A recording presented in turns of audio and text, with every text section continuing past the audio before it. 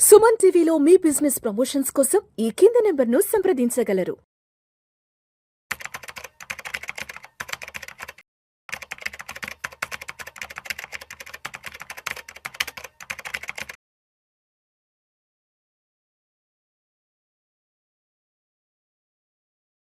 నమస్తే, welcome to Suman TV. నేను విష్ణు. ప్రస్తుతం నాతో పాటు సీనియర్ ఫైనాన్షియల్ ఎక్స్పర్ట్ కె బ్రహ్మచారి గారు ఉన్నారు. సార్తో మాట్లాడదాం. సార్ బ్రహ్మచారి గారు నమస్తే సార్. నమస్తే sir. Sir welcome to Vishnu talks. Thank you sir. Thank you so much for being with Vishnu talks బ్రహ్మచారి గారు. ఎస్, సో బ్రహ్మచారి గారు ఇప్పుడు ఏదైనా ఒక ఫైనాన్షియల్ ప్లానర్ దగ్గరకో ఏదైనా ఒక వెల్త్ మేనేజర్ దగ్గరికి ఒక ఫైనాన్షియల్ ప్లానింగ్ కోసం వెళ్ళినప్పుడు ఆబ్వియస్గా వాళ్ళు చెప్పే మొదటి మాట ఏంటంటే, మీరు తప్పనిసరిగా ఒక టర్మ్ ఇన్సూరెన్స్ కానీ లేదంటే ఒక హెల్త్ ఇన్సూరెన్స్ తీసుకోండి, ఇవి తీసుకున్న తర్వాతనే మేము ఫైనాన్షియల్ ప్లానింగ్ చేస్తాము. సో మీరు ఏదైనా ఒక ఇన్వెస్ట్మెంట్స్ చేయాలి, చేసే ముందు తప్పనిసరిగా మీరు ఒక ఇన్సూరెన్స్ అనేది తీసుకోవాలంటూ కూడా ప్రతి ఒక్కరు చెప్తుంటారు. సో మరీ ముఖ్యంగా టర్మ్ ఇన్సూరెన్స్ అనేది తప్పకుండా తీసుకోవాలంటూ కూడా ప్రతి ఒక్క ఫైనాన్షియల్ ఎక్స్పర్ట్ ముందుగానే చెప్తారు, మనం ఏదైనా ఒక ఫైనాన్షియల్ సర్వీసెస్ కోసం అప్రోచ్ అయినప్పుడు. సో మరి ఎందుకంటారు మరీ ముఖ్యంగా టర్మ్ ఇన్సూరెన్స్ గురించి చెప్తారు? అసలు టర్మ్ ఇన్సూరెన్స్ యొక్క ఇంపార్టెన్స్ ఏంటి? టర్మ్ ఇన్సూరెన్స్ అనేది మన ఫ్యామిలీకి ఎటువంటి ప్రొటెక్షన్ ఇస్తుంది అసలు? సార్ మంచి క్వశ్చన్ సార్ మీరు అడిగారు విష్ణు గారు. సో టర్మ్ ఇన్సూరెన్స్ అనేది ప్రతి ఒక్కరికి ఉండవలసిన ఇది అండి. ఎందుకంటే టర్మ్ ఇన్సూరెన్స్ అనేది ఏంటి అంటే, ఒక భవిష్యత్తులో వచ్చే ఏదైతే ఆర్థిక ఇబ్బందులు ఉన్నారో ఆ పర్సన్ లేకపోతే ఆ ఫ్యామిలీ అనేది రోడ్ మీద పడాల్సిన పరిస్థితి ఉంటుందండి. సో మీరు ఏదో చూసుకుంటే ఎవరో ఒక ఇంట్లో ఏమైనా రిస్క్ జరిగితే అందరూ వచ్చేవాళ్ళు, డబ్బులు ఇచ్చేవాళ్ళు వస్తారు, కానీ ఓన్లీ ఆ లైఫ్ ఇన్సూరెన్స్ పర్సన్ ఒకటే డబ్బులు ఇచ్చేవాడు మాత్రమే వస్తారు. అందరూ తీసుకునే వాళ్ళు వస్తారు, కానీ ఓన్లీ ఆ లైఫ్ ఇన్సూరెన్స్ పర్సన్ ఏజెంట్ అయితే ఉన్నారో వాళ్ళు డబ్బు ఇచ్చేవాళ్ళు మాత్రమే వస్తారండి. ఫర్ ఎగ్జాంపుల్ చూసుకుంటే చాలా మంది కుటుంబాలు కానివ్వండి, వాళ్ళకి ఏంటి అంటే, ఇప్పుడు వాళ్ళు ఒక 30 సంవత్సరాల వ్యక్తి ఒక సాఫ్ట్వేర్ కంపెనీలో వర్క్ చేస్తున్నాడు అనుకుందాం సార్. ఇతనికి ఒక మంత్లీ ఒక 50,000 రూపీస్ శాలరీ ఉందండి. సో ఇతనికి మన రిటైర్మెంట్ ఏజ్ ఒక 58-60 ఇయర్స్ అనుకుందాం. అంటే ఈ 30 ఇయర్స్ వరకు ఇతనికి రెగ్యులర్గా వాళ్ళ ఫ్యామిలీ వాళ్ళకి 50,000 రూపీస్ అమౌంట్ అనేది వస్తూ ఉంటుంది. ఇన్ కేస్ ఆఫ్ ఆ పర్సన్ లేకపోతే ఏమవుతుంది అంటే, ఆ 50,000 రూపీస్ అనేది వాళ్ళకే రాదు. సో కాబట్టి ఇతను ఈ పర్సన్ అనేది ఈ 50,000 రూపీస్కి minimum 200% of the sum assured అనేది తీసుకోవాలండి. ఎలా అంటే దీని క్యాలిక్యులేషన్ ఎలా ఉంటుందండి సార్ అంటే, ఎందుకంటే ఇప్పుడు ఈ 50,000 రూపీస్ 200% అంటే మనకి 1 crore రూపీస్ అనేది సమ్ అష్యూర్డ్ వస్తుందండి. ఈ 1 crore రూపీస్ సమ్ అష్యూర్డ్ని ఇన్ కేస్ ఆఫ్ ఆయన రిస్క్ జరిగితే ఈ 1 crore రూపీస్ అమౌంట్ అనేది వాళ్ళ వైఫ్ కానీ, వాళ్ళు బ్యాంక్లో ఎఫ్డి కానీ, ఎస్బీఐలో కానీ ఏ ప్రాజెక్ట్ ఏ బ్యాంక్లో చేసుకున్నా కానీ 6% అనేది ఇంట్రెస్ట్ వర్కౌట్ అవుతుంది. ఈ 6% ఇంట్రెస్ట్ అనేది వాళ్ళకి మంత్లీ 50,000 రూపీస్ అనేది ఫుల్ఫిల్లింగ్ అవుతుంది అనమాట. అందుకోసమనే ఫైనాన్షియల్ లాస్ ఏదైతే ఫ్యూచర్లో వచ్చే లాసెస్ ఏదైతే ఉన్నాయో దీన్ని మనం సెక్యూర్ చేసుకోవడానికి ప్రతి ఒక్కరూ మనకి టర్మ్ ఇన్సూరెన్స్ అనేది తీసుకోవచ్చండి. ఇప్పుడు మార్కెట్లో ఉన్న టర్మ్ ఇన్సూరెన్స్ ప్లాన్లో ఒకటేమో వితౌట్ ఆర్ఓపీ ఉంది, విత్ ఆర్ఓపీ ఉంది. విత్ ఆర్ఓపీ అంటే ఏంటి అంటే, ఏదైతే ప్రీమియమ్స్ వాళ్ళు ప్రీమియం పే చేస్తారో వాళ్ళు టర్మ్ అయిపోయిన తర్వాత వాళ్ళకి ఇచ్చేదాన్ని మనము ఆర్ఓపీ అంటాం అనమాట. వితౌట్ ఆర్ఓపీ అంటే తక్కువ ప్రీమియం తీసుకొని వాళ్ళకి మనం లెక్క లైఫ్ ఇన్సూరెన్స్ కవర్ ఇస్తారు. సో ఇందులో ఎటువంటి విధమైన మెచ్యూరిటీ అమౌంట్ ఉండదు, కానీ ఏమైనా అన్ఫార్చునేట్ ఈవెంట్ జరిగినప్పుడు వాళ్ళ ఫ్యామిలీ వాళ్ళకి మనము ఈ ఏదైతే ₹1 కోటి అమౌంట్ ఉందో వాళ్ళకి ఇస్తారు. సో దట్ వాళ్ళకి ఫైనాన్షియల్ ప్రాబ్లం అనేది ఉండకుండా ఉంటుంది అనమాట. సో ఇది టర్మ్ ఇన్సూరెన్స్ గురించి అండి మెయిన్లీ. Yes sir. సో బ్రహ్మచారి గారు, ఇప్పుడు టర్మ్ ఇన్సూరెన్స్ తీసుకోవాలి అంటే చాలా మందికి ఉన్న డౌట్ ఏంటంటే, నేను నెలకి ₹50,000 సంపాదిస్తున్నాను, నాకు టర్మ్ ఇన్సూరెన్స్ ఇస్తారా? నేను నెలకు ఒక ₹25,000 సంపాదిస్తున్నాను, నాకు టర్మ్ ఇన్సూరెన్స్ ఇస్తారా? లేదంటే నేను ఏదైనా ఒక చిన్న వ్యాపారం చేసుకుంటున్నాను, ఓకే, సో నాకు టర్మ్ ఇన్సూరెన్స్ ఇస్తారా అని చాలా మంది అడుగుతుంటారు. సో అసలు టర్మ్ ఇన్సూరెన్స్ మనం తీసుకోవడానికి మనకి ఉండవలసిన ఎలిజిబిలిటీస్ ఏంటి? మన ఎడ్యుకేషన్ ఎలా ఉండాలి? తర్వాత మన ఫైనాన్షియల్ స్టేటస్ ఎలా ఉండాలి? అంటే ఒక టర్మ్ ఇన్సూరెన్స్ అనేది మనం అనుకున్న వెంటనే తీసుకోవడానికి మన దగ్గర రెడీగా ఉండవలసిన ఆ అర్హతలు ఏంటి అసలు? ఓకేనండి, మంచి క్వశ్చన్ అడిగారండి విష్ణు గారు. ఎందుకంటే మనం బేస్డ్ ఆన్ టర్మ్ ఇన్సూరెన్స్ తీసుకునేది బేస్డ్ ఆన్ ఇన్కమ్ ప్రూఫ్ మీదనే ఉంటుందండి. ఐదర్ ఆ బిజినెస్ మ్యాన్ అయితే అతనికి 3 years ఐటీఆర్స్ అనేది సబ్మిట్ చేయాల్సి ఉంటుంది. ఒకవేళ ఎంప్లాయ్ ఉందనుకోండి, అతనికి 3 months పే స్లిప్స్ కానివ్వండి, అతని Form 16 కానీ సబ్మిట్ చేస్తే దీనే హ్యూమన్ లైఫ్ వాల్యూ అంటారండి. హ్యూమన్ లైఫ్ వాల్యూ అంటే అతనికి ఎంతవరకు ఫ్యామిలీకి ఫైనాన్షియల్ లాస్ జరుగుతుందో, దీని ప్రకారమే కంపెనీ వాళ్ళు అతనికి లైఫ్ ఇన్సూరెన్స్ కవర్ అనేది ఇస్తారు సార్.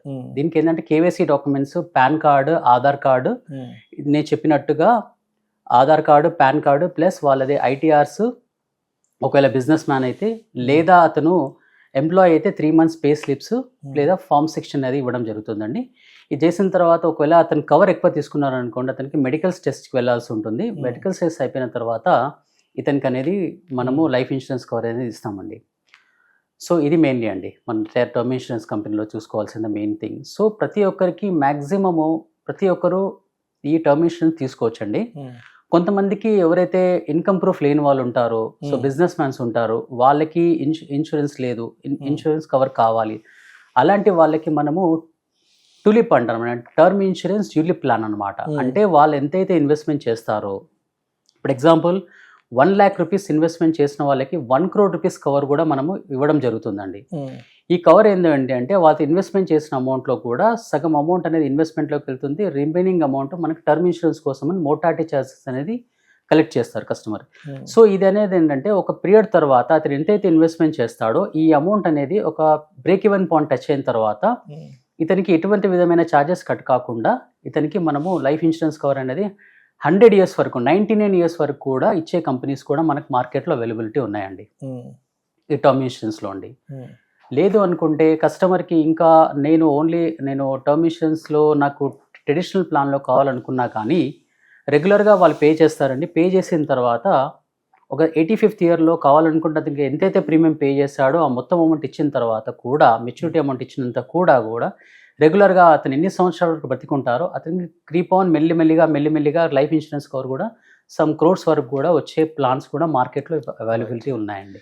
అండ్ ఇంకొక కామన్ డౌట్ ఏంటంటే టర్మ్ ఇన్సూరెన్స్కి సంబంధించి, ఫర్ ఎగ్జాంపుల్ 1 కోటి రూపాయలకో 2 కోట్లకో 3 కోట్లకో ఒక టర్మ్ ఇన్సూరెన్స్ తీసుకోవాలి అంటే, సో ఆ ప్రీమియం అనేది ఎట్లా మనం మంత్లీ కట్టుకోవచ్చా లేదంటే సంవత్సరానికి కట్టాలా అనేది చాలా మందికి ఉన్న డౌట్. సో ఒక 2 కోట్లకో 3 కోట్లకో ఒక టర్మ్ ఇన్సూరెన్స్ తీసుకోవాలి అంటే ఆ అమౌంట్, ఆ ప్రీమియం అనేది అసలు ప్రీమియం మోడ్ ఎలా ఉంటుంది, ప్రీమియం కట్టే మోడ్? సరే ఇక్కడ చూసుకుంటే మీరు ఇప్పుడు కంపెనీ కావాలని కస్టమర్ మంత్లీ మోడ్ కూడా పే చేయొచ్చు, లేదా హాఫ్ ఇయర్లీ మోడ్ పే చేయొచ్చు, లేదా ఇయర్లీ మోడ్ పే చేయొచ్చు అండి. సో మీరు మంత్లీ మోడ్ తీసుకుంటే స్లైట్లీ ప్రీమియం అనేది కొంచెం ఎక్కువగా ఉంటుంది, ఎందుకంటే మీరు మంత్లీ పే చేస్తారు కాబట్టి. అదే ఇయర్లీ మోడ్ పే చేస్తే మీకు కొంచెం ప్రీమియం అనేది కొంచెం తగ్గు ఉంటుంది. సో మీరు మ్యాక్సిమం మీరు డబ్బులు ఉంటే ఇయర్లీ మోడ్కి వెళ్ళడమే బెటర్ అండి. ఎందుకంటే ఇప్పుడున్న సినారియోలో ఒకసారి ఉంటుంది, డబ్బులు ఉండదు. మన సిచ్యువేషన్లో ఏ అవసరం ఎప్పుడు వస్తుందో మాకు తెలియదు కాబట్టి మంత్లీ అయినప్పుడు పాలసీ అనేది ల్యాప్స్ అయ్యే ఛాన్సెస్ అనేది ఎక్కువ ఉంటుంది sir. Exactly sir. Yes. So మీరు క్రెడిట్ కార్డు కానివ్వండి ఏది ఉన్నా కానీ మీరు ఇయర్లీ మోడ్ పే చేస్తే మళ్ళీ మీకు ఒక 1 year వరకు ఎటువంటి విధమైన డిస్టర్బెన్స్, ఇబ్బంది, భయం ఉండదు. డిస్టర్బెన్స్ ఈ నెల డబ్బులు లేవు, కట్టలేమేమో, ల్యాప్స్ అయిపోతుందేమో అనేసి. ఎస్. ఇందులో ఇప్పుడు మార్కెట్లో ఉన్న దాని ప్రకారము పేరెంట్ కేర్ కూడా వచ్చింది సార్. పేరెంట్ కేర్ అంటే ఏంటంటే ఇప్పుడు సగం, ఇప్పుడు ఎగ్జాంపుల్ 1 crore rupees అమౌంట్ మీరు లైఫ్ ఇన్సూరెన్స్ కవర్ తీసుకున్న తర్వాత ఆ పర్సన్కి ఏమైనా రిస్క్ జరిగితే వాళ్ళ పేరెంట్స్ చూసుకోవాల్సిన వాళ్ళ భార్య చూసుకుంటుందో లేదని నమ్మకం లేదు. సో అందుకోసమని ఏం చేస్తున్నారంటే ఇప్పుడు అందులో 25% అంటే ఎవ్రీ ఇయర్ 1,25,000 rupees అనేది వాళ్ళ ఫాదర్కి 1,25,000 rupees, వాళ్ళ మదర్కి కూడా 1,25,000 rupees అనేది రెగ్యులర్గా వాళ్ళు బ్రతికున్న మంత్లు ఎవ్రీ మంత్ ఇస్తామండి. ఇన్ కేస్ ఆఫ్ వాళ్ళ ఫాదర్ కానీ ఒకవేళ ఎక్స్పైర్ అయిపోయినారు అనుకోండి, వాళ్ళ మదర్కి సంబంధించిన అమౌంట్ ఏదైతే 50%, 125% అమౌంట్ ఏదైతే ఉందో ఈ అమౌంట్ అనేది వాళ్ళ వైఫ్కి, వాళ్ళ మదర్కి ఇస్తూ ఉంటుంది. ఆ తదనంతరం ఏదైతే రిమైనింగ్ అమౌంట్ ఉందో వాళ్ళ వైఫ్కి మన రిమైనింగ్ అమౌంట్ వెళ్ళిపోతుందండి. రైట్. సో ఇలా 50% అనేది పేరెంట్స్ కేర్ ఉంటుంది, 50% అనేది వాళ్ళ డిపెండెంట్ అంటే వాళ్ళ భార్య పిల్లలకు సంబంధించింది ఉంటుంది. ఎవరైతే పేరెంట్స్ కోసం బాగా చూస్తారో ఇదొకటి ఉందండి. ఇంకొకటి క్లెయిమ్ ఇంటిమేషన్ అనేది కూడా ఉంటుంది. అంటే ఇప్పుడు మనము ఇమీడియట్లీగా మనము టర్మ్ ఇన్సూరెన్స్లో తీసుకున్న తర్వాత ఒక పర్సన్ చనిపోయేది అనుకుందామండి. ఈ పర్సన్ చనిపోగానే వితిన్ 1 daysలోనే below 1 crore rupees, 2 crore rupees లోపల ఉందనుకోండి, మనము 2 lakh rupees అమౌంట్ దహన సంస్కారాలకు కానీ వేరే ఖర్చులు ఉంటాయి కదా దేనికి ఇచ్చేస్తారు. తర్వాత రిమైనింగ్ అమౌంట్ ఏదైతే క్లెయిమ్ సెటిల్మెంట్ ఉన్నప్పుడు ఈ అమౌంట్ ఏదైతే ముందుగా అడ్వాన్స్గా ఇచ్చిన అమౌంట్ ఏం చేస్తారు అంటే ఇది మైనస్ చేసేసి రిమైనింగ్ అమౌంట్ అనేది పే చేస్తారండి. 2 crores అండ్ అబౌవ్ ఉన్న వాళ్ళకేమో 5 lakh rupees వరకు అమౌంట్ ఇస్తారండి. ఈ 5 lakh రూపీస్ అమౌంట్ అనేది వాళ్ళ ఖర్చుల కోసం వెళ్ళిపోయిన తర్వాత రిమైనింగ్ అమౌంట్ అనేది వాళ్ళకి తీసుకొచ్చే మార్కెట్లో ప్రొడక్ట్స్, ఇలాంటి ప్రొడక్ట్స్ కూడా అవైలబిలిటీలో ఉన్నాయి సార్ క్రెడిట్ టర్మ్ ఇన్సూరెన్స్లో సార్. అండ్ టర్మ్ ఇన్సూరెన్స్కి సంబంధించి కామన్గా ఉండే ఇంకొక డౌట్ ఏంటంటే, ఫర్ ఎగ్జాంపుల్ ఇప్పుడు నేనే ఉన్నాను, ఒక ₹1,00,00,000 టర్మ్ ఇన్సూరెన్స్ తీసుకోవాలి, నేను ప్రతి నెల మాత్రమే కట్టగలను. ఇప్పుడు ₹1,00,00,000కి ప్రీమియం కట్టాలంటే ప్రతి నెల యావరేజ్గా నేను ఎంత పే చేయాల్సి ఉంటుంది అసలు? మీరు మంత్లీ చూసుకుంటే ఒక డిపెండ్స్ ఆన్ ద ఏజ్ అండి. 30 years పర్సన్ అప్రాక్సిమేట్లీ ఒక ₹1,000 వరకు, 1,000 నుంచి ₹1,500 వరకు ఆ రేంజ్లో వస్తుంది. ఈ ప్రీమియం అనేది రెగ్యులర్గా ఈ కంటిన్యూగా అతను ఎన్ని సంవత్సరాల వరకు అనుకుంటాడో అన్ని సంవత్సరాలు పేమెంట్ చేయొచ్చు. అంటే అతను ఇందులో లిమిటెడ్ ప్రీమియం ఉంటుందండి, రెగ్యులర్ ప్రీమియం ఉంటుంది. లిమిటెడ్ ప్రీమియం ఏంటి అంటే, ఇప్పుడు ఒక సాఫ్ట్వేర్ ఎంప్లాయ్ ఉన్నాడు, అన్ని సంవత్సరాలకు ప్రీమియం నేను పే చేయలేను, ఓన్లీ నేను ఒక 5 years వరకే ప్రీమియం పే చేయగలుగుతాను, లేదు ఒక 10 సంవత్సరాల వరకు నేను ప్రీమియం పే చేయగలుగుతాను, కానీ నాకు ట్రూ ఆఫ్ ద లైఫ్ మొత్తం ఉండాలి కవర్ అనుకున్న వాళ్ళు కూడా ఇది ప్రీమియం అనేది పే చేయొచ్చు. ఇది ఏమవుతుందంటే 5 yearsలో ఏంటంటే అతనికి ప్రీమియం డిస్కౌంట్ మాదిరి 5 yearsలోనే అతను ప్రీమియం అనేది పే చేస్తాడు. బట్ అతనికి 85th year వరకు కానీ 99 years వరకు ఎంతైతే కవర్ ఉందో ఆ కవర్ అనేది కంపెనీ అనేది కవర్ చేస్తుందండి. ఇది ఒక లిమిటెడ్ ప్రీమియం ఆప్షన్లో ఉంటుందండి. సో మీరు ఇప్పుడు 30 సంవత్సరాల వ్యక్తికి ₹1,00,00,000 టర్మ్ ఇన్సూరెన్స్ కావాలంటే ఆన్ యావరేజ్గా నెలకు ఒక ₹1,000 అన్నారు. ఓకే, ఇప్పుడు ఒక 40, 45, 50 ఏళ్ళ వ్యక్తి ఉంటారు, అంటే 40 to 50 ఈ ఏజ్ గ్రూప్లో ఉన్న వాళ్ళు ఒక ₹1,00,00,000, ఒక ₹2,00,00,000 టర్మ్ ఇన్సూరెన్స్ తీసుకోవాలి, మేము ప్రతి నెల పే చేయగలం అన్నప్పుడు ఆన్ యావరేజ్గా నెలకి ఎంత అమౌంట్ కట్టవలసి ఉంటుంది? నెలకి చూడండి, ఇప్పుడు 40 years ప్లస్ సంబంధించిన వ్యక్తులు అయితే అప్రాక్సిమేట్లీ 3,000 నుంచి ఒక 4,000 రూపీస్ మధ్యలో ఉంటుంది సార్. 3,000 రూపీస్. ఎందుకంటే ఇక్కడ మోర్టాలిటీ రేట్స్ అనేది ఇప్పుడు 20-30 years పర్సన్ అనేది మోర్టాలిటీ రేట్ ఒక విధంగా ఉంటుంది, 40 years పర్సన్ అనేది మోర్టాలిటీ రేట్ ఎందుకంటే ఇతని రిస్క్ దగ్గరలో ఉన్నాడు కాబట్టి దాని ప్రకారమే ఇతనికి ఛార్జ్ చేస్తారండి. ఇది ఎప్పుడైతే అతను కాంట్రాక్ట్ లో ఎంటర్ అవుతాడో ఇదే ప్రీమియం అనేది అతను కంటిన్యూగా అలాగే ఉంటుంది సార్. ఎన్ని సంవత్సరాలు అయితే ప్రీమియం అయితే పే చేయాలనుకుంటున్నాడో, ఫర్ ఎగ్జాంపుల్ అతను రెగ్యులర్ ప్రీమియంగా పే చేద్దాం అనుకున్నాడు, ఈ రెగ్యులర్ ప్రీమియంలో అతను ఈ సంవత్సరం వరకు అంతగే ఉంటుంది. ఇది ఒకటి అడ్వాంటేజ్ సార్. ఓకే, తర్వాత అసలు ఫస్ట్ టర్మ్ ఇన్సూరెన్స్ తీసుకోవాలి అంటే ఎటువంటి హెల్త్ ఇష్యూస్ ఉండకూడదు? ఫర్ ఎగ్జాంపుల్ ఒక 30-40 ఏళ్ళ వ్యక్తి, సార్ నాకు ఒక ₹2,00,00,000 టర్మ్ ఇన్సూరెన్స్ కావాలని మీ దగ్గరకు వస్తే, సో ఫస్ట్ హెల్త్కి సంబంధించి ఎటువంటి చెకప్స్ లేదంటే అతని ఆహారపు అలవాట్లకు సంబంధించి ఎటువంటి విషయాల గురించి తప్పనిసరిగా మన ఇన్సూరెన్స్ ఏజెంట్కి చెప్పాలి అసలు? సార్ మంచి క్వశ్చన్ సార్ ఇది. ఎందుకంటే మనం టర్మ్ ఇన్సూరెన్స్ తీసుకునేది ఎవరి కోసం తీసుకుంటే హెల్తీగా ఉన్న పర్సన్ కోసమే తీసుకోవాలండి. ఇప్పుడు ఎలాగైతే అతనికి ఏ విధమైన ప్రాబ్లమ్స్ కానీ, ఇప్పుడు ఎగ్జాంపుల్ అతనికి ఏమో బీపీ ఉన్నా, షుగర్ ఉన్నా కానీ టర్మ్ ఇన్సూరెన్స్ లో ఎప్పుడైనా కానీ కంపల్సరీగా మెన్షన్ చేయాల్సి ఉంటుంది. దీనివల్ల ఏమవుతుంది అంటే, మీరు మెన్షన్ చేస్తే కంపెనీ కంపల్సరీగా మెడికల్స్ వెళ్తుంది. మెడికల్స్ వెళ్ళిన తర్వాత ఇందులో 3 రకాలు ఉంటుంది సార్. ఒకటేమో అతనికి ఒకవేళ రిస్క్ ఎక్కువ ఉంది అనుకుందాం, నార్మల్ పర్సన్ కన్నా అతనికి ఫర్ ఎగ్జాంపుల్ ఒక నార్మల్ పర్సన్కి వచ్చేసి ఒక 20,000 రూపీస్ అమౌంట్ వరకు ప్రీమియం వచ్చింది, కానీ ఇతనికి రిస్క్ ఎలిమెంట్స్ అంటే అతనికి బీపీ కానీ షుగర్ కానీ అబ్నార్మల్లో ఉంది. సో ఇతనికి రిస్క్ ఎక్కువ ఉంది కాబట్టి కంపెనీ ఒక 2,000 నుంచి 3,000 రూపీస్ ఎక్స్ట్రా ప్రీమియం పే చేయమని అడుగుతుంది అనమాట. సో ఈ ప్రీమియం అతను ఓకే అనుకుంటే ప్రీమియం అనేది కంటిన్యూ చేస్తుంది. ఇంకొకటి ఉంటుంది ఏంటంటే, ఇప్పుడు నేను ఇప్పుడైతే కవర్ చేయలేను, ఒక 6 months తర్వాత బిఎంఐ రేట్ ప్రకారం అతను వెయిట్ ఎక్కువ ఉన్నాడు అనుకుందాం. సో ఇతనికి ఏం చేస్తుందంటే, ఒక 6 months తర్వాత నేను కవర్ చేస్తాను, అప్పుడు మీరు పాలసీ అప్లై చేయమని కూడా చెప్తుంది అనమాట. ఒకసారి కాంట్రాక్ట్లోకి ఎంటర్ అయిన తర్వాత company is responsibility to give the claim settlement ratio అండి. సో క్లెయిమ్ అనేది ఇవ్వాల్సి ఉంటుంది. ఇది అండి. రైట్. అండ్ అదేవిధంగా టర్మ్ ఇన్సూరెన్స్ డబ్బులు ఎప్పుడు వస్తాయి అడిగినప్పుడు ఆబ్వియస్గా ఏం చెప్తారంటే, కాలం చేసాక వస్తాయి బాబు, మనిషి బ్రతుకున్నప్పుడు అయితే టర్మ్ ఇన్సూరెన్స్ డబ్బులు రావు, మనిషి కాలం చేసాక, మనిషి చనిపోయిన తర్వాత మాత్రమే డబ్బులు వస్తాయి అంటారు కదా. సో ఇక్కడ డెత్ అనేది, నేచర్ ఆఫ్ డెత్ అనేది ఎలా ఉంటేనే ఆ టర్మ్ ఇన్సూరెన్స్ డబ్బులు మన కుటుంబానికి అందుతాయి అసలు? ఇక్కడ మీరు అడిగిన క్వశ్చన్ ఏంటి, న్యాచురల్ డెత్ అనేది ఏ విధంగా డెత్ కావచ్చు సార్. అంటే time is uncertain but death is certain. చావు వస్తుంది మనకు పక్కా తెలుసు, కానీ ఎప్పుడు వస్తుందో తెలియదు, అది టైం చేతిలో ఉంటుంది. సో ఇక్కడ యాక్సిడెంట్లో చనిపోతే అయినా ఇస్తారు, న్యాచురల్ డెత్. కానీ suicide cases, exactly suicide Yes, గురించి yes. అడుగుదామని వస్తున్నాను నేను. ఎస్ సార్, Yes, చెప్పండి. ఈ సూసైడ్ కేసు ఏంటంటే విత్ ఇన్ 1 year లో పాలసీ తీసుకున్న 1 year తర్వాత 1 year లోపల కానీ తీసుకున్నాడు అనుకోండి, ఎటువంటి విధమైన క్లెయిమ్ రాదు సార్. ఎందుకంటే ఇక్కడ లాజిక్ ఏంటి అంటే మీరు అర్థం చేసుకోవాలి, ఇప్పుడు అతను వాంటెడ్లీ సూసైడ్ చేసుకుందామనే అతను పాలసీ తీసుకున్నాడు అనే ఒక ఉద్దేశం వస్తుంది. ఆబ్వియస్లీ అంతే కదా. ఎస్ ఎస్ ఈ టర్మ్ ఇన్సూరెన్స్ డబ్బుల కోసం గానీ సూసైడ్ చేసుకున్నాడు. ఎస్ ఎస్ ఎస్ అందుకే 1 year తర్వాత అతను ఏమైనా సూసైడ్ కానీ ఏమైనా చేసుకుంటామంటే మాత్రం అయితే కంపెనీ ఈ అమౌంట్ అనేది 80% ఆఫ్ ద సమ్ అష్యూర్డ్, ఒకవేళ అతను సూసైడ్ చేసుకున్నాడు అనుకోండి, విదిన్ 1 year చేసుకున్నాడు అనుకోండి, అతను కట్టిన దాంట్లో 80% అమౌంట్ వరకే ఇచ్చే ఛాన్సెస్ వరకు ఇది ఉన్నాయండి. సంవత్సర కాలం తర్వాత, సంవత్సరం లోపల అంటున్నాను నేను. ఇన్ కేస్ ఆఫ్ సంవత్సరం లోపల చేసుకుంటే ఒకవేళ అప్పుడేం సిచ్యువేషన్? అతను కట్టిన ప్రీమియమ్స్ అయితే ఉంటాయి కదా సార్, అందులో సరెండర్ వాల్యూ ఒక 80% వరకు ఇచ్చే ఛాన్సెస్ ఉన్నాయి. కొన్ని సమయంలో ఇవ్వలేని సందర్భాలు కూడా ఉంటాయి అన్నమాట. బట్ 1 year తర్వాత అయితే ఇన్ కేస్ అబ్సల్యూట్లీ అతనికి ఎంతైతే కవర్ తీసుకున్నాడో ఈ అమౌంట్ అనేది మనము ఒక ఇన్సూరెన్స్ కంపెనీ అనేది పే చేస్తుంది. సో బ్రహ్మచారి గారు, ఇప్పుడు టర్మ్ ఇన్సూరెన్స్ కావాలి అని ఎవరన్నా ఏజెంట్నో లేదంటే మీలాంటి ఒక ఫైనాన్షియల్ ఎక్స్పర్ట్ని అడిగినప్పుడు ఫస్ట్ అడిగే ప్రశ్న ఏంటంటే, సార్ మీరు ఏమైనా ఆల్కహాల్ తీసుకుంటారా, లేదంటే ఏమైనా సిగరెట్ స్మోకింగ్ చేస్తారా, లేదంటే ఏమైనా తంబాకు గుట్కా ఇలాంటి అలవాట్లు నేను అడుగుతారు కదా. అవును సార్. మరి ఒక టర్మ్ ఇన్సూరెన్స్ తీసుకోవాలి అనుకున్న వ్యక్తికి ఒకవేళ ఇటువంటి అలవాట్లు కనుక ఉంటే అప్పుడేంటి పరిస్థితి? ఎప్పుడైనా కానీ మీరు టర్మ్ ఇన్సూరెన్స్ తీసుకున్నప్పుడు కంపెనీ వాళ్ళే అడుగుతారండి, నాన్ స్మోకరా స్మోకరా అని అడుగుతారు. ఎందుకు అడుగుతారంటే స్మోకింగ్ చేసిన వాళ్ళకి లంగ్స్ ఎఫెక్ట్ అనేది అబ్నార్మల్ అన్నమాట. నార్మల్ కన్నా ఇతని అబ్నార్మల్ ఉంటుంది కాబట్టి ఇతనికి ఒక విధమైన ఛార్జెస్ ఉంటాయి సార్.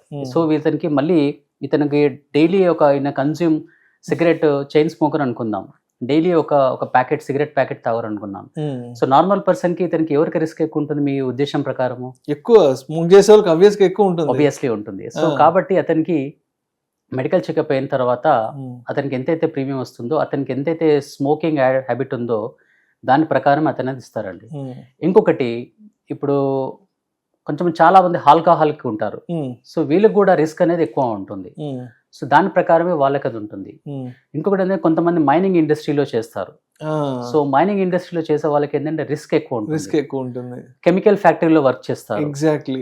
సో వీళ్ళకి రిస్క్ అనేది ఎక్కువ ఉంటుంది.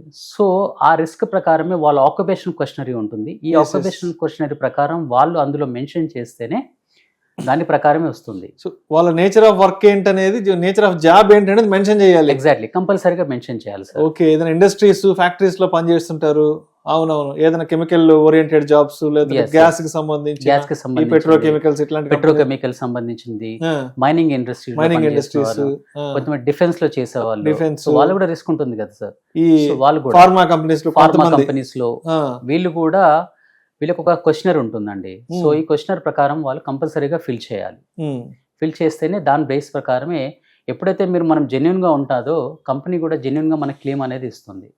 సో చాలా మంది ఇప్పుడు మనం చూసుకుంటే సాల్వెన్సీ రేషియో కూడా ఉంటుందండి. సాల్వెన్సీ రేషియో ఏంటి అంటే ఇది ఒకవేళ కంపెనీకి 1.5 అనేది IRDA రూల్ ప్రకారం 1.5 అంటే ఎంత విపత్తు వచ్చినా కానీ, 1,00,000 క్లెయిమ్లు వచ్చినా కానీ 1,50,000 క్లెయిమ్స్ సెటిల్మెంట్ చేసే కెపాసిటీలో ఉంటాయి కంపెనీస్ అనమాట.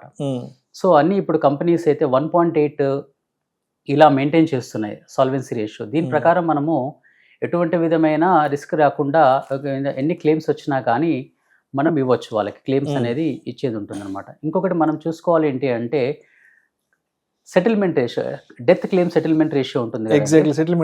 ఎగ్జాక్ట్లీ. ఇందులో మనకి చాలా కంపెనీస్ 99.63%, 99.5% ఏంటి అంటే వాళ్ళు ఎప్పుడైతే పాలసీ తీసుకున్నప్పుడనే క్షుణ్ణంగా పరిశీలించి ఈ పర్సన్కి మనం ఇన్సూరెన్స్ కవర్ ఇవ్వాలి వద్దే అని క్షుణ్ణంగా పరిశీలించిన తర్వాతనే ఈ పాలసీ అనేది ఇస్తుందన్నమాట.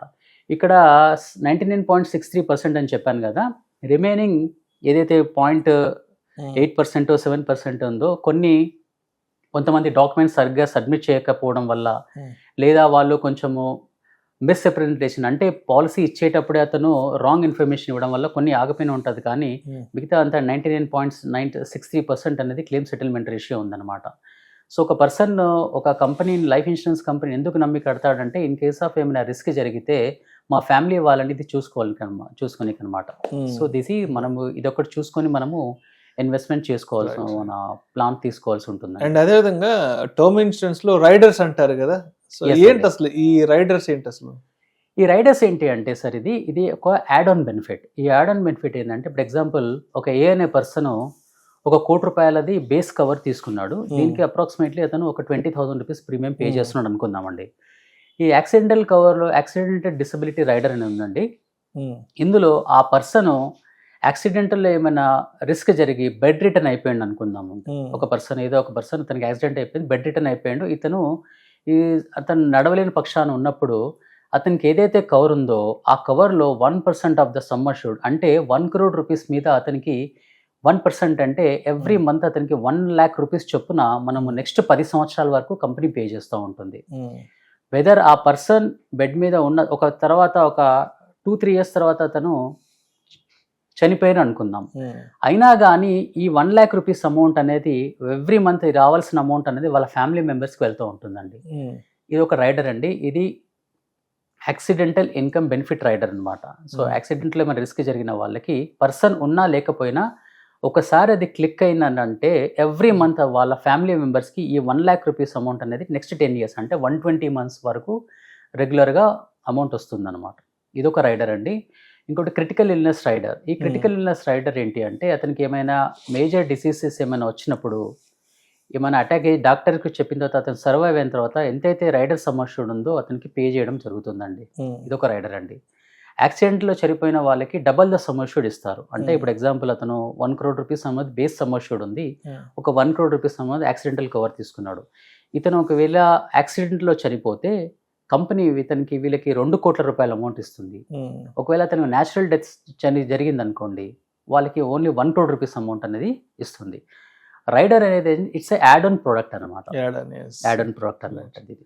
రైట్, ఒక్కసారి టాక్సేషన్ ప్రాసెస్ గురించి మాట్లాడుకుందాం. ఇప్పుడు టర్మ్ ఇన్సూరెన్స్ అనేది సెక్షన్ 80C కింద Exactly పోతుంది కదా అండి. మనకి. సో ఇక్కడ టాక్సేషన్ ఎలా ఉంటుంది టర్మ్ ఇన్సూరెన్స్? మీరైతే ప్రీమియం పే చేస్తారో కంపెనీకి, ఇన్సూరెన్స్ కంపెనీకి సెక్షన్ 80C కింద మీకు ట్యాక్స్ బెనిఫిట్ అనేది దొరుకుతుంది. సో ఏదైతే డెత్ క్లెయిమ్ అమౌంట్ ఏదైతే ఉందో ఇది సెక్షన్ 1010D ప్రకారము is a tax free income. అంటే గవర్నమెంట్కి ఎటువంటి విధమైన ట్యాక్స్ పే చేయకుండా ఈ అమౌంట్ అనేది వీళ్ళకి భద్రంగా ఇస్తారండి. రైట్. అండ్ ఇంకొక కామన్ డౌట్ ఏంటంటే చాలా మందికి, ఫర్ ఎగ్జాంపుల్ ఇప్పుడు టర్మ్ ఇన్సూరెన్స్ తీసుకున్న వ్యక్తి చనిపోయిన తర్వాత క్లెయిమ్ సెటిల్మెంట్ అంతా అయిపోతుంది, ₹1 కోటి ₹2 కోట్లు వస్తుంది కదా, ఈ వచ్చిన దాని మీద ఏదైనా మళ్ళీ ట్యాక్స్ ఉంటుందా అని? లేదండి. ఇక్కడ ఏంటంటే ఒక చిన్న ఇన్ఫర్మేషన్ ప్రకారం చూసుకుంటే, ఒక పర్సన్కి బాగా అప్పులు ఉన్నాయి అనుకుందాం. ఇతను చనిపోయినాడు, లంసమ్ అమౌంట్ వచ్చింది, ₹1 crore అమౌంట్ వచ్చింది, క్లెయిమ్ అమౌంట్ వచ్చింది, ₹1 కోటి. భార్యకి ఇచ్చారు. సో భార్యకి ఇస్తే ఏమవుతుందో అప్పుల వాళ్ళు వచ్చేసి ఆ డబ్బులన్నీ కూడా తీసుకుంటారు. కాబట్టి వీళ్ళని ప్రొటెక్ట్ చేద్దాం అనేసి ఏం చేస్తుందంటే కంపెనీ, ఇదేంటంటే ఇన్సూరెన్స్ అమౌంట్ అనేది ఒకసారి క్లెయిమ్ వచ్చిందంటే that is not a company money. కాబట్టి ఈ అమౌంట్ కంపెనీ దగ్గర పెట్టేసుకొని 120% అంటే ఎవ్రీ మంత్ వాళ్ళకి ₹1,00,000 చొప్పున ఎవ్రీ మంత్ అనేది పే చేస్తూ ఉంటుందండి ఆ కుటుంబానికి. ఆర్థిక భరోసా కింద ₹1 crore అమౌంట్ దగ్గర ₹1,20,00,000 అమౌంట్ ఇస్తుంది. అంటే ₹1,00,000 చొప్పున 10 సంవత్సరాల వరకు, అంటే 120 months అంటే ₹1,20,00,000 అమౌంట్. ఈ అమౌంట్ అనేది వాళ్ళకి భరోసా కింద ఇస్తుంది అనమాట. ఈ ఆప్షన్ కూడా మనకి డెత్ సెటిల్మెంట్ రేషియో అంటారండి. దీని ప్రకారం వాళ్ళకి రెగ్యులర్ గా ఈ అమౌంట్ అనేది వెళ్తుంది. Right sir. Thank you so much బ్రహ్మచారి గారు. Thank you sir. అసలు టర్మ్ ఇన్సూరెన్స్ అనేది ఎందుకు తీసుకోవాలి, టర్మ్ ఇన్సూరెన్స్ కి ఉన్నటువంటి ఇంపార్టెన్స్ ఏంటి, అదేవిధంగా టర్మ్ ఇన్సూరెన్స్ తీసుకోవడానికి మనకు కావాల్సిన ఎలిజిబిలిటీస్ ఏంటి, అదేవిధంగా దానికి సంబంధించిన ట్యాక్స్ బెనిఫిట్స్ ఎలా ఉంటాయి ఏంటంటే దాని గురించి చక్కగా తెలియజేశారు. Thank you so much sir. Thank you sir.